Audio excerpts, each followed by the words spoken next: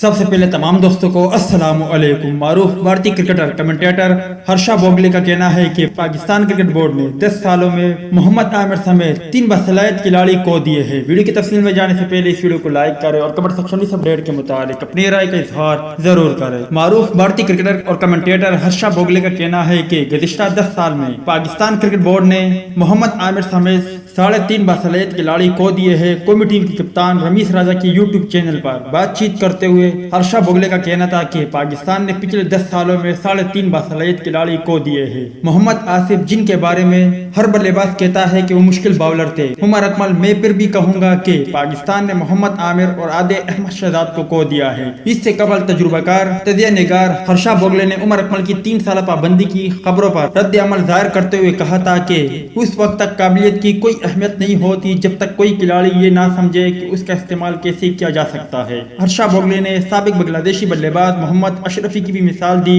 جو بنگلہ دیش premiere league BPL کے 2013 ایڈیشن میں قصوروار پائے گئے تھے۔ انہوں نے اپنے ٹویٹ میں لکھا کہ ہمارے مشرق اور ہمارے مغرب میں نے 2 غیر معمولی صلاحیتوں کے حامل کھلاڑیوں کو دیکھا، محمد اشرف اور عمر اکمل۔ آپ کون ہیں اور آپ اپنی صلاحیتوں کو کیا بناتے ہیں؟ اس سے طے ہوتا ہے کہ آپ کس حد تک جاتے ہیں۔ ٹیلنٹ بذات خود ناکافی ہوتا ہے۔ تو دوستی یہ تھی عمر اکمل، احمد شہزاد، محمد آصف اور محمد عامر کے حوالے سے کچھ اپڈیٹ۔ امید ہے اس اپڈیٹ سے آپ بھی مایوس ہو گئے ہوں گے۔ اس اپڈیٹ کے متعلق اپنی رائے کا اظہار کمنٹ باکس میں ضرور دیں۔